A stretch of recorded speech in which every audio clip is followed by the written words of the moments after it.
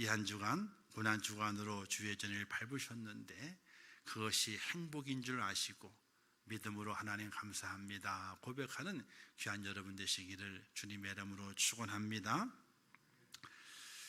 자, 오늘 말씀의 제목이 참 이상하죠? 한번 따라서 하겠습니다. 철새가 아닌 텃새가 되라. 텃새 부란 얘기 아니에요. 텃새 부란 얘기가 아니라 철새가 있고 텃새가 있잖아요. 철새는 계절에 따라서 이리저리 옮겨 다니는 새를 철새라고 말합니다. 먹이가 있으면 앉고요, 먹이가 없으면 떠납니다. 추우면 떠납니다. 따뜻하면 앉습니다. 날씨와 먹이를 찾아서 이리저리 옮겨 다니는 새를 철새라고 이야기하게 되죠. 그러나 텃새는 어떻습니까? 환경이 어떠하든지 상관이 없어요. 먹이가 있든지 없든지 상관이 없어요. 자기가 나고 자기가 살았던 그곳을 끝까지 지켜내는 새를 텃새라 그러게 되지요. 그 의미를 마음에 새기면서 오늘 말씀 함께 나누는 귀한 여러분 되시기를 주님의 이름으로 축원합니다. 오늘 본문 예수님께서 예수님 재판 받으시고 그리고 십자가에 못 박히시고 숨을 거두신 이후의 상황에 대해서 말씀하고 있는 것을 보게 됩니다. 수많은 군중이 며칠 전 주님을 따르며 호산나 외치죠. 그리고 오늘 새벽에 예수님께서 붙잡히시게 됩니다. 오늘 저녁에 교회 안 나오고 딴 데 있으면 이상한 사람이요. 오늘 저녁이 무슨 날이에요? 예수님 무덤에 계시잖아요. 나를 위해서 물가피를 다 쏟으시고 온갖 조롱 벌거벗기셔가지고 고난을 오늘 하루 종일 당하시고 그리고 오늘 죽으신 다음에 내려지셔서 무덤에 장사도 아니고 그냥 무덤에 집어넣고 있는 상태거든요. 그 상태가 바로 오늘 금요일이고 그래서 금요일을 성금요일이라 이렇게 보통 이야기합니다. 우리는 단지 성자를 안 붙이죠. 괜히 날짜가 거룩해지는 것 같아가지고 잘 안 붙이게 되는데 원래 의미적으로는 성금요일이에요. 예수님께서 무덤에 묻히신 그 밤에 홀로 무덤에 계시게 되는데 우리도 그 밤에 잠을 잘 수 없다 그래서 한국교회는 철야를 했잖아요. 그 밤에 철야를 했습니다. 특별히 매주 금요일도 성금요일이지만 고난주간의 끝자락인 성금요일 이 저녁에 우리가 주회전에 올라와 하나님 앞에 기도해야 되고 주님의 그 은혜를 마음에 새기면서 주님의 사랑이 참으로 감격하다 이런 마음을 함께 가지면서 하나님의 은혜 앞에 감사할 수 있는 시간이 돼야 됨이 신앙 양심으로, 다른 것은 아니고 신앙 양심에 비추어서 어느 것이 옳고 어느 것이 그르겠느냐를 생각을 해볼 필요가 있어요. 자, 주님이 새벽에 잡히시게 됐죠. 새벽 미명에 이제 재판을 받으시게 됩니다. 그리고 빌라도 앞에 갔다가 헤롯 왕 앞에 갔다가 다시 빌라도에로 돌아가게 됐죠. 자, 빌라도는 죄를 찾지 못했습니다. 그러나 강경한 유대인들을 달래려고 한 가지 수를 쓰게 됩니다. 유대의 명절 유월절이기 때문에 그 명절에 죄인 하나를 내어주는 관습이 있었습니다. 그래서 빌라도가 예수를 풀어줄 요량으로 예수 옆에 강도 살인죄를 저질러 잡혀왔던 바라바를 세우고 백성들에게 묻습니다. 이 두 사람 중에 누구를 석방하는 것이 가하겠느냐라고 묻습니다.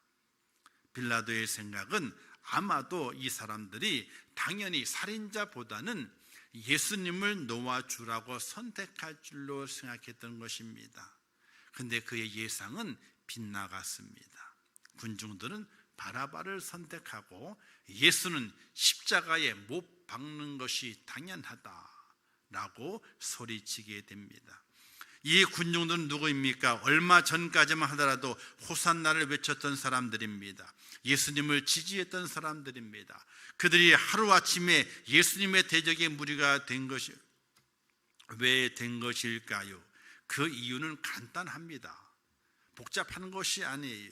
내가 누구를 지지해야만이, 내가 누구를 버려야만이 내가 이익이 될 것인가의 계산이 빨리 돌아갔던 거예요. 다른 이유가 없습니다. 계산이 빨리 돌아갔던 거예요. 내가 누구를 지지하고 누구를 버려야만이 내가 이익이 될 것인가, 이 계산이 금방 답이 나온 겁니다. 누가 나에게 이익인가, 이걸 계산했기 때문에 그들이 둥지를 옮긴 겁니다. 내가 지금 이 둥지에 있어 봐야 내가 이익이 안 된다 라는 생각에 그 둥지를 버려버리고 다른 둥지를 틀어서 옮겨갔던 겁니다. 빌라도의 계산도 무엇이 나의 이익이 되는가, 군중들도 무엇이 나에게 이익이 되는가, 그래서 주님을 따랐던 군중들은 예수를 떠났습니다. 베드로의 부인도 마찬가지지요. 하인이 너도 그 당이라 했을 때에 아니라, 또 다른 이가 너도 그와 함께 있었느니라 라고 말할 때에 내가 알지 못한다. 또 다른 이가 말하기를 너도 그 사람과 함께 있었다 라고 말했을 때에 무슨 말을 하는지 나는 도무지 알 수가 없다, 이렇게 싹 잡아떼습니다. 왜 그랬을까요? 계산에 돌아갔던 거예요. 머릿속에 지금 내가 어떤 대답을 해야만이 내게 이익이 되는가, 내가 손해를 보지 않을 것인가, 이 계산에 돌아갔던 거예요. 우리도 날마다 이것으로 인해서 갈등하게 되죠. 무엇이 내게 이익이 될 것인가? 오늘도 예배당에 나오는 것이 이익이 될 것인가, 다른 것이 내게 이익이 될 것인가, 이 계산이 빨리빨리 돌아갑니다. 순간순간 계산이 돌아갑니다. 내 이익이 되는 쪽으로 내 마음이 옮겨져 가게 되고 내 몸이 옮겨져 가게 됩니다. 그건 당연한 반응이에요. 왜? 불이익 당하는 건 싫거든요. 내가 손해보는 건 절대로 싫거든요. 철새 신앙의 군중들을 뒤로하고 예수님께서 십자가에서 숨을 거두시게 되죠. 그리고 텃세 신앙을 가진 사람을 만나시면서 그는 죽은 자신의 그 육체를 그에게 맡기시게 됩니다. 살아계셨을 때에는 모든 자를 맡으셨습니다. 그러나 그가 죽으셨을 때에는 텃세 신앙을 가진 그 한 사람에게 자신이 죽은 그 육체, 그 시체, 숨이 거두는 그 시체를 하나님 주님께서 맡기시게 되는 것입니다. 사랑하는 성도 여러분, 철새 신앙은 주님을 버리지만은 텃세 신앙은요, 오히려 주님께서 그에게 그 자신을 맡기는 영광의 도구가 될 수 있다는 사실을 믿으시기를 주님의 이름으로 축원합니다. 그는 공의원이었습니다. 그는 선한 사람입니다. 의로운 사람입니다. 죄 없으신 예수님을 죄 있다고 고발한 이들의 결의와 행사에 찬성하지 않는 사람이었습니다. 다른 성경에는 그는 하나님의 나라를 기다리는 사람이라고 말하고 있고, 마태복음에는 그도 예수님의 제자라고 말하고 있고, 또 그는 부자였다라고 말하고 있으며, 마가복음에는 그의 행동을, 즉 빌라도에게 예수의 시신을 내게 주시오 라고 말했던 그 행동을 가리켜서 당돌하게 겁이 없는 모습으로 당돌하게 주님의 시신을 내게 주시오 라고 요구했던 사람입니다. 그는 주님의 곁을 끝까지 지킨 사람이었습니다. 예수님의 시체를 빌라도에 내어달라 요청했습니다. 예수님의 시체를 세마포에 싸고 장사 지내 본 적이 없는 새 무덤, 자신의 무덤에 예수님을 안장했습니다. 그의 이름은 아리마대 요셉이라, 이렇게 성경은 말씀하고 있습니다. 요셉의 행동은 일반적으로 무모한 행동입니다. 그는 산헤드린의 한 공회원입니다. 즉 그래도 종교 지도자의 모습으로 힘을 가지고 있는 사람이지요. 또 그는 부자라고 말하고 있습니다. 돈이 많았어요. 자, 그런 사람이 자신의 이익을 위해서 누구를 선택해야 됐던 겁니까? 사실은 예수님을 선택하기보다는 제사장들을 선택해야 됐었고 빌라도의 판결을 선택하는 것이, 또 군중들의 그 소리에 자기도 동조해서 거기에 찬성표를 던져야만이 자기에게 이익이 되는 것입니다. 그러나 그의 행동은 공회원 안에서 어떤 불이익을 당할는지 알면서도, 또 군중들에게 어떤 모멸감과 어떤 불이익을 당할는지 알면서도, 또 자신이 가지고 있는 그 재산이 잘못하게 되면 로마 군병들에 의해서 빼앗겨 가게 되는 불이익을 당할 것을 알면서도 그 불이익을 받을 것을 각오하고 예수님의 시체를 그가 거두어 가게 됩니다. 핍박을 각오한 그의 선택은 예수 그리스도의 부활의 길을 닦게 되었고, 하나님의 예언 예수님의 그 부활을 이루게 하는 초석이 된 것을 우리가 성경을 통해서 볼 수가 있게 됩니다. 그가 불이익을 감수하고 주님의 곁을 끝까지 지켰던 것은 그를 평가하는 많은 말씀을 통해서 요셉이 어떤 사람인가를 우리에게 알려주고 있습니다. 그는 진정으로 하나님의 나라를 기다린 사람이었습니다. 그저 예수가 왕이 돼서 내가 큰 자리를 해야 되겠구나 라고 주님을 따라갔던 그 제자의 모습이 아닙니다. 12제자는 아니었지만은 마태복음에 예수의 제자였더라 이렇게 말하고 있거든요. 그가 주님을 바라보게 될 때에 이 땅의 나라를 바라본 것이 아니라 진정으로 하나님의 나라를 소망하는 그 마음, 믿음이 그 속에 있었던 사람입니다.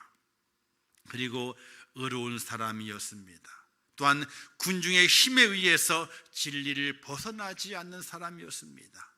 아무리 군중이 힘이 있었다 할지라도 진리가 아니기 때문에, 거짓이기 때문에 거기에 동조하지 않는 사람이었습니다.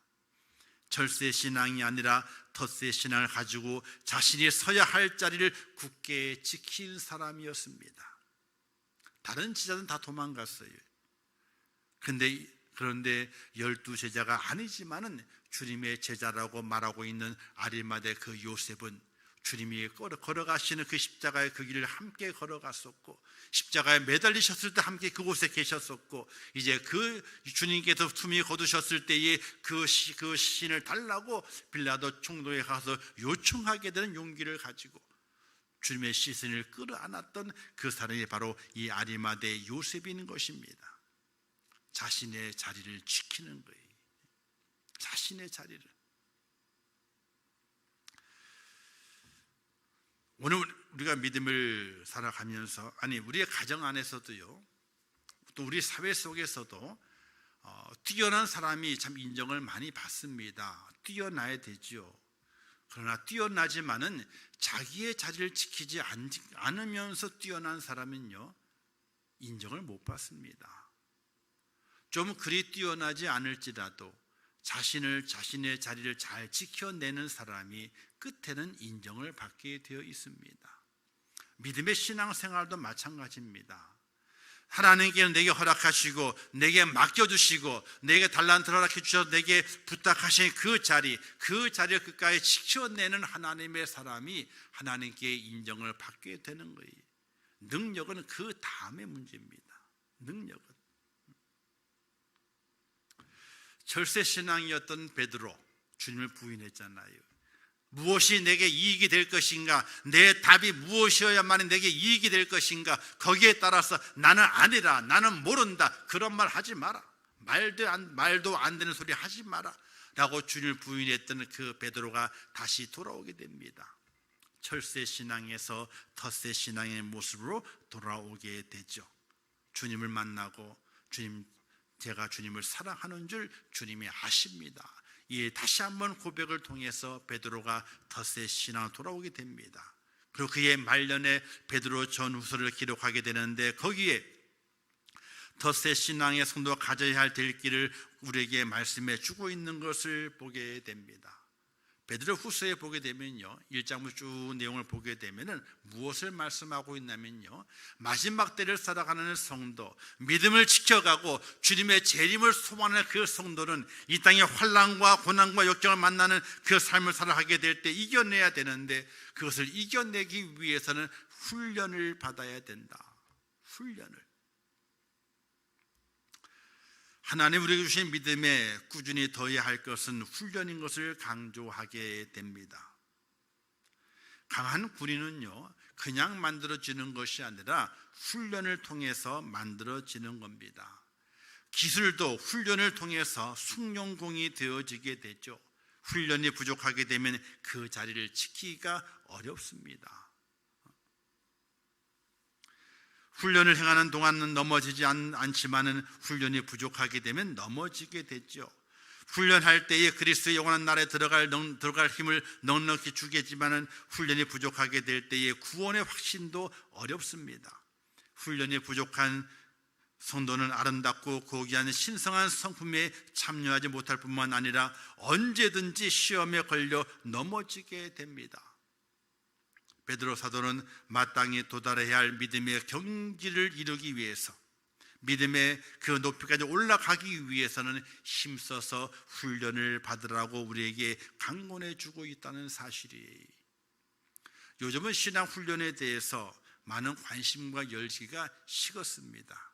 그 옛날에 제자 훈련 그래가지고, 사랑의 교회에서 했던 제자 훈련 그래가지고 제자 훈련에 대해서 엄청나게 많은 교재들과 많은 프로그램이 많이 있었습니다. 지금은 훈련이라는 말이 쏙 들어가 버리고 말았어요. 왜 그럴까요? 그건 성도들이 부담스러워 한다는 거예요. 훈련을 받아야 된다, 훈련 받아라 이러면 부담스러워 한다는 거예요. 어느새 교회에서는요, 훈련은 받아라, 훈련해야 된다라고 이 훈련에 대한 이야기들이 거의 나오지 않고 있습니다. 세상 일도 훈련이 안 되면 원하는 결과를 얻어낼 수 없습니다. 마찬가지로 신앙도 그렇습니다. 훈련되지 않은 신앙은 항상 어린아이 상태에 머물며 스스로의 목을 가누기도 힘들게 살아가는 그런 연약한 성도의 모습이 될 수밖에 없습니다. 그래서 베드로 사도는 훈련을 강조하면서 너희가 더욱 힘써 너희 믿음의 덕의 지식의 경건의 형제 우애의 사랑을 더하라 이렇게 말하면서 믿음 위에 더해야 할 것이 있음을 이야기하게 됩니다. 훈련이 되어져야 된다. 하나님을 믿는 믿음만 있으면 되는 줄 알았지만 그렇지 않다는 것입니다. 제일 먼저는 믿음이 나오지만 그 믿음에다 계속해서 무언가를 더해 가야 한다고 말하게 됩니다. 덕과 지식과 절제와 인내와 경건과 형제 우애와 사랑을 더하라고 하게 됩니다. 그러니까 믿음만 가지고는 안 된다는 거예요. 아니, 구원은 믿음으로 받지요. 구원은 믿음으로 받습니다. 더 뭘 첨가해야만이 구원이 확실히 이루어지다, 그것이 아니에요. 구원은 믿음으로 받는 겁니다. 그러나 단지 믿는 것만이 성도의 삶의, 신앙의 삶의 전부라고 말하는 것은 안 된다는 겁니다. 나는 하나님을 믿어, 나는 예수님이 십자가에 죽으신 것도 믿어, 그냥 그렇게 믿는 믿음만 가지고는 세상을 이겨낼 수 없다는 이야기입니다. 좋은 배를 만들었는데 젓는 노가 없어요. 좋은 배를 만들었는데 그 배에 타니까 물에는 빠지질 않는 겁니다. 그러나 노가 없어요. 힘써서 노를 저어야 되는데 젓는 그 노가 없는 거예요. 노를 젓을 만한 힘도 없는 거예요. 그 배는 물에 떠 있기는 떠 있습니다. 그러나 앞으로 전진해 갈 수는 없는 거예요.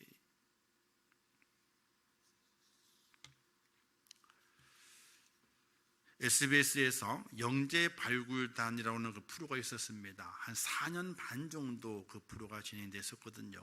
2015년도부터 2019년도까지 이제 그 프로가 진행이 되었었는데, 여기에 이제 나오는 사람들 보통은요, 자기가 좋아하는 일, 취미생활, 운동 또는 돈 버는 데 대한 사람들의 집념과 집중력에 대해서 이야기하면서 이 얼마나 많은 노력과 애씀과 그 훈련의 모습이 있었던가를 이야기해 주면서 영재를 발굴해내는 그런 프로입니다.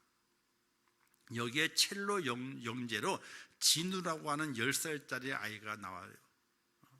2017년도에 아마 방영이 된 것 같은데, 그는요 1년 동안 첼로를 배웠어요. 1년 동안. 그런 놀라지 마세요. 전국대회에서 1등을 했어요. 그러니까 9살에 첼로를 배웠는데 1년 동안 배운 거예요. 10살에 가가지고 전국대회에서 1등을 해내고 말았어.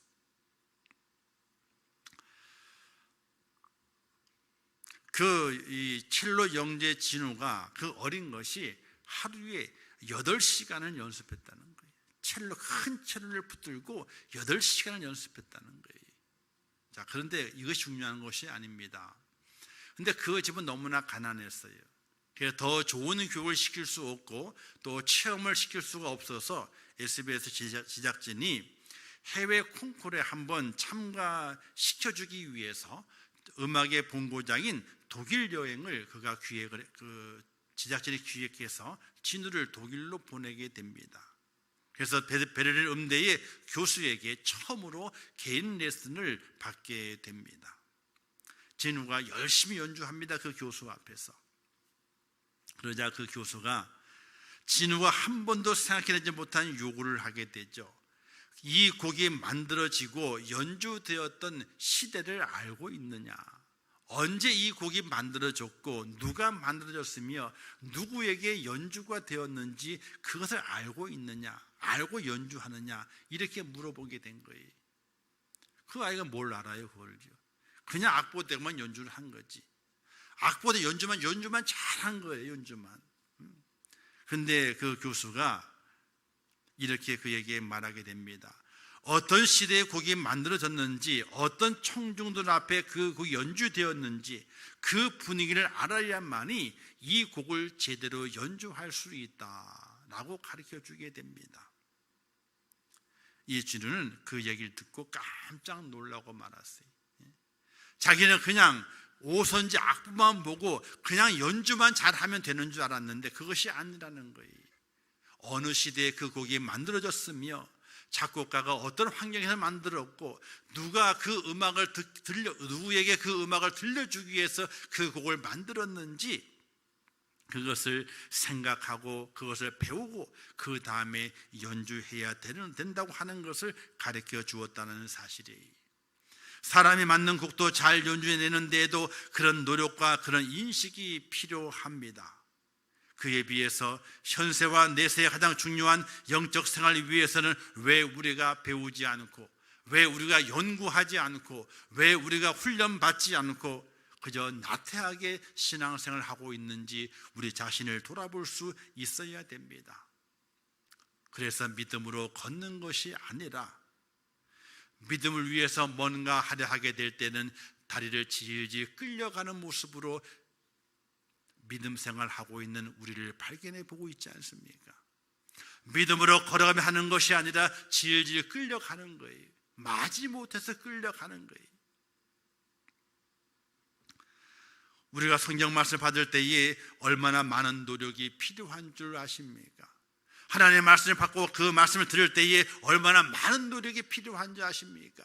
그냥 그 말씀을 듣고 윤리와 도덕적인 말씀으로 깨닫는 것이 아니라 하나님의 말씀으로 알고 그 말씀을 통해서 내게 영생이 주어진다는 그 사실을 우리가 내 마음에 기억하고 새기면서 그 말씀을 들어가야 되고 우리가 좀 더 성숙되전 믿음의 모습으로 주 앞에 설 수 있어야 되는 겁니다. 자, 고난주간이잖아요. 한 주간 동안 고난주간 특별 새벽 기도를 합니다. 그리고 내일 모레는 부활주일입니다. 우리는 무엇을 생각하며 한 주간을 지나왔고 또 부활주일을 바라보면서 어떤 생각으로 내 마음이, 어떤 생각, 내 생각이 가득 채워져 있어야 될까요? 우리는 조금 다르게 우리의 마음에 채워지는 것이 있어져야 돼요. 우리의 생각 속에 남아지는 것이 있어져야 됩니다. 주님을 좀 더 생각해야 되고 그분의 고난을 좀 더 생각해야 되고 그분이 얼마나 많이 고민하셨을까도 생각해야 되고 그분의 부활의 영광을 바라보면서 저 부활이 나의 소망이다 라는 그런 마음을 가지고 참 신앙의 모습으로 나아갈 수 있게 될 때에 우리의 신앙생활은 기쁨이 되고 감사가 될 수가 있습니다. 말씀의 훈련을 통해서 언제나 우리는 하나님께 충성하는 텃세 신앙인이 되어져야 됩니다. 어떤 선택이 나에게 이익일까를 계산하는 것이 아니라 끝까지 주님을 따르는 참 제자가 되어야 됩니다. 베드로는 훈련이 안 돼서 침체되고 어린 신앙에 머물고 결국 미혹하는 시험에 빠져들게 될 것을 경고하고 있다는 것을 우리가 기억하면서 오늘 우리의 신앙을 다시 점검해 봐야 됩니다. 신앙의 모습을 다시 고삐를 당겨야 됩니다. 훈련을 정해놓고 계획하는 그런 계획이 필요하게 됩니다. 시간 나는 대로 형편대로 하는 훈련이 아니라 정해놓고 하는 훈련이 필요하게 됩니다. 적어도 세상 어떤 일보다는요, 하나님에 관계된 일이 좀 앞에 정해져 있고 좀 앞서서 정해져 있고 그 다음에 다른 것을 생각하고 다른 것을 준비하는 그런 계획들이 필요하지 않을까, 이런 생각을 해보게 돼요. 우리는 하나님의 성경을 하나님의 말씀으로 믿습니다. 우리 주님께서 산상수훈 이렇게 말씀하시게 되죠. 너희는 무엇을 먹을까, 무엇을 입을까, 무엇을 마실까 염려하지 마라. 공중의 새를 봐라. 들의 백합화를 봐라. 그들이 어떻게 자라고 어떻게 먹고 어떻게 쉬는지 너 그것을 알고 있지 않느냐. 하물며 너희 일까 보냐. 그리고 말씀하시기를 너희는 먼저 그의 나라와 그의 의를 구하라. 그리하면 이 모든 것이 뭡니까? 우리의 먹고 마시고 입는 그 모든 것을 말하게 됩니다. 그 모든 것을 너희에게 더하시리라. 이렇게 산상수훈에서 많은 백성들 앞에서 그렇게 선포하셨습니다. 오늘 우리에게도 그와 같은 선포의 말씀으로 오늘 우리에게도 하나님의 말씀을 전해주시게 됩니다. 너는 무엇을 먹을까, 무엇을 마실까, 무엇을 입을까 염려하지 마라. 너희는 먼저 그의 나라와 그의 의를 구하라. 그리하면 이 모든 것을 너희에게 더하시리라. 이렇게 우리에게 말씀하셨고 약속하셨음에도 불구하고 오늘 우리의 신앙의 선택은 내게 어떤 이익이 될 것인가를 먼저 선택하게 되는 어리석은 우리의 선택의 모습이 너무나 우리의 삶 속에 많다는 사실이, 하나님 앞에 예배합니다. 예배가 먼저예요. 여러분 이런 말 있잖아요. 군사부일체라고. 군은 임금이고 사는 누구예요? 스승이고 부는 아버지잖아요. 부모님이잖아요. 그렇죠? 군사부일체다 그래요. 근데 우리는 이렇게 보셔야 됩니다. 자, 하나님, 그리고 목사, 그리고 부모, 이 셋은 일체가 돼요. 절대로 하나님, 목사, 부모에게 후회될 일을 절대로 하시면 안 돼요. 할렐루야. 절대로 그래요. 절대로. 저도 그거를 철저하게 내 마음에 기억하고 살아가려고 엄청나게 노력을 해요. 저도 부목사 시절에 그럼 저에겐 누가 목사일까? 담임 목사님이 저희 목사예요. 그의 말에는 철저하게 순종을 해요. 철저하게. 아니 말하신 것보다 더 순종을 해요. 더 순종을 해요. 제가 27년 동안 부교육자 생활하게 되면서 지시 받아본 일이 거의 없어요. 왜? 스스로 해내니까. 생각을 미리 알아서 미리 스스로 이렇게 해보겠습니다 라고 하고 그 일을 진행해요. 그렇게 살아왔어요. 하나님께는 말할 것도 없고요. 저는 여러분에게 또 하나님 앞에 자신 있게 말할 수 있는 것, 딱 다른 건 몰라도 두 가지는 말할 수 있어요. 첫 번째는 예배에 대해서, 두 번째는 하나님 앞에 물질을 드리는 것. 이 두 가지만큼은 하나님 앞에서도 그렇고 누구 앞에서도 그렇고 저는 이렇게 했습니다 라고 거짓말 보태지 않고 그대로 말할 수 있어요. 그것만큼은 누구 앞에서든지 지고 싶지 않아요. 절대로 거짓말이 아니고 하나님 앞에서. 다른 건 부족한 것이 많아요. 제가 열심히 못하고 게으름 피운 적도 있기도 하고 하나님 앞에 조금 거짓말을 한 적도 있기도 하고, 세상의 욕심에 조금 빠져본 적도 있기도 하고, 그런 부족함들은 있어요. 그러나 예배하는 것과 그리고 하나님께 드리는 것만큼은 하나님 앞에서 그래도 하나님은 그래 이만큼 했잖아요. 좀 건방진 얘기 같지만은, 어떤 면에서는 자기 자랑 같지만은 절대로 그것이 아니에요.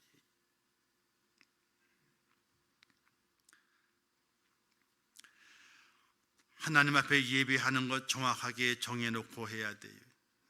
기도하는 것도 정해놓고 해야 돼요. 성경 읽는 것도 정해놓고 해야 돼요. 시간 나면 하지. 절대로 시간 안 납니다. 절대로 시간 안 납니다. 그 시간을 먼저 내가 구별해 놓고 정해놓고 딱 세워놔야만이 시간 나는 거지, 시간 나면 하지. 절대로 시간 안 납니다. 어떻게 예배 시간 조절을 납니까? 기도하는 시간 조절을 납니까? 성경 보는 시간 조절을 납니까? 절대로 안 납니다. 왜? 벌써 우선순위가 바뀌어져 있기 때문에 절대로 나질 않아요. 하루는 할 수 있습니다. 왜? 잊어먹지 않으니까.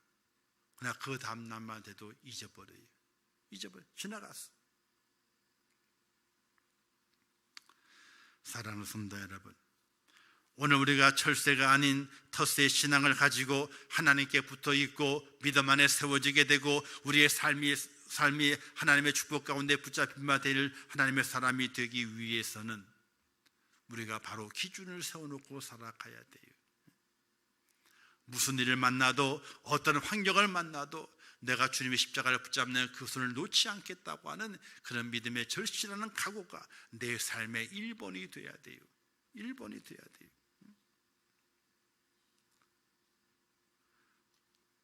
사랑하는 성도 여러분,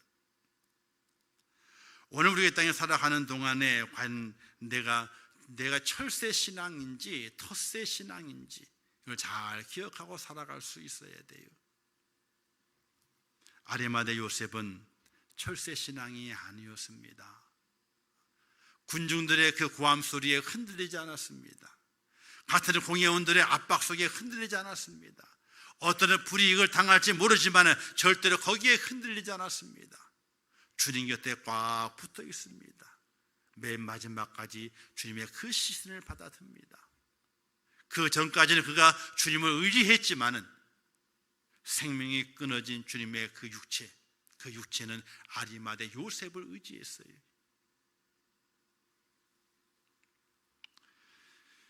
사랑하는 성도 여러분, 철새는요 계산을 자신이 하죠.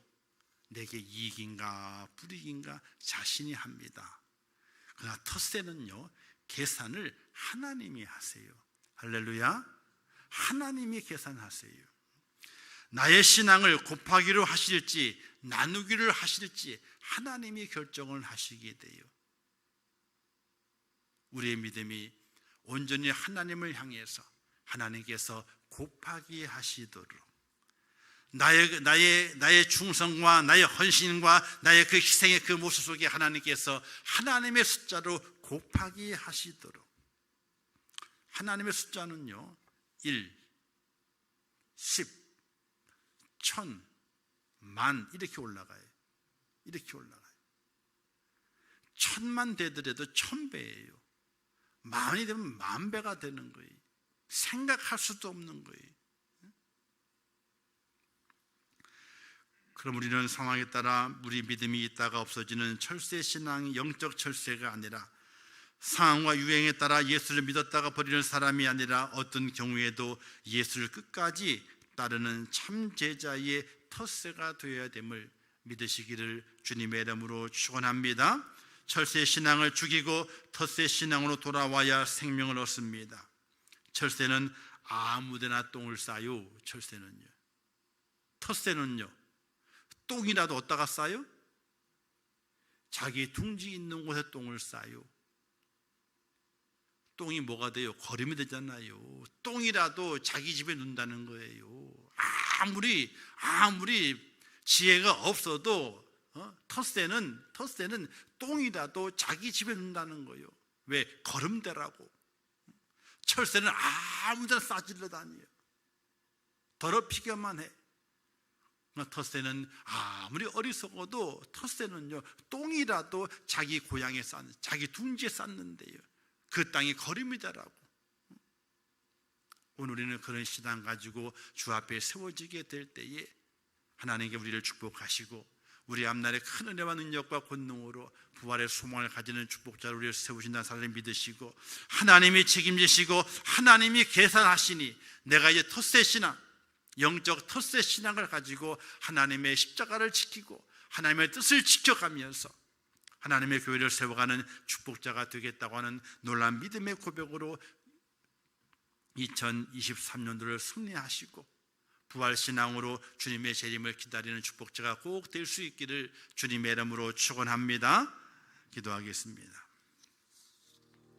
하나님 아버지, 은혜를 감사합니다. 이 한 주간 고난 주간으로 지키게 하시고 주 앞에 세워주신 아버지 하나님, 저희를 붙들어 주시옵소서.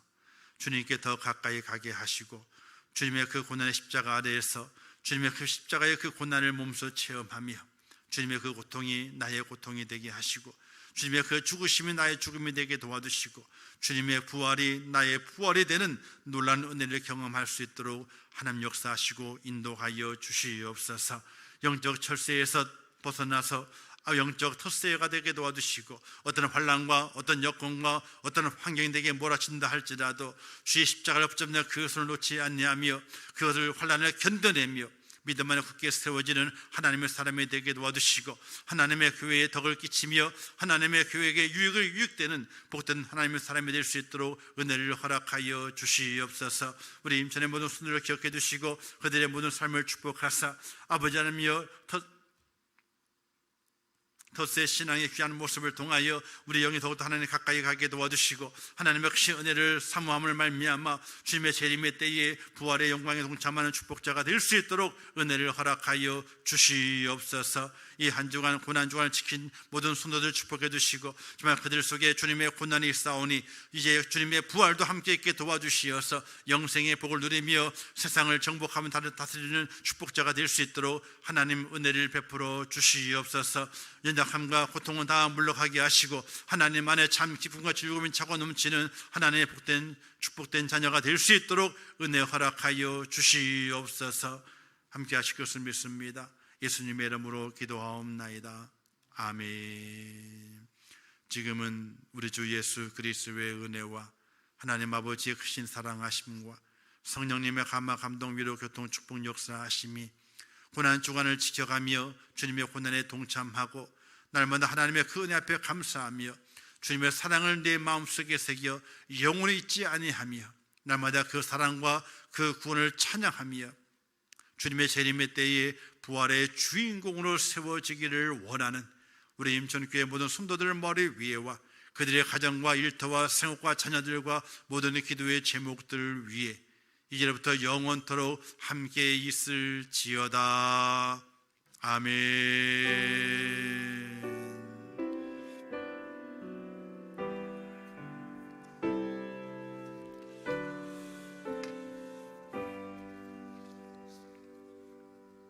아버지 은혜를 감사합니다. 저를 도우시 축복하시고 날마다 함께 하시옵소서. 하나님의 은혜가 넘치기를 원합니다. 주의 사랑에 충만하기를 원합니다. 날마다 함께 하시고 좀 인도하시고 이 한 주간 지켜주심을 감사합니다. 지켜주셨사오니 아버지 올 한 해 동안에도 지켜주시고 피 묻은 손을 안수하셔서 세상에 승리하게 도와주시고 하나님의 일을 드리는 축복자가 될 수 있도록 은혜를 베풀어 주시옵소서. 도와주시옵소서. 돌아오는 발을 축복하시옵소서. 아버지 도와주시옵소서. 은혜 베풀어 주시옵소서. 주의 사랑으로 충만하게 하옵소서. 부활을 준비하게 하시고 더 경건하게 더 가까이 주님께 가까이 달려가는 믿음의 축복자가 되게 하여 주시옵소서.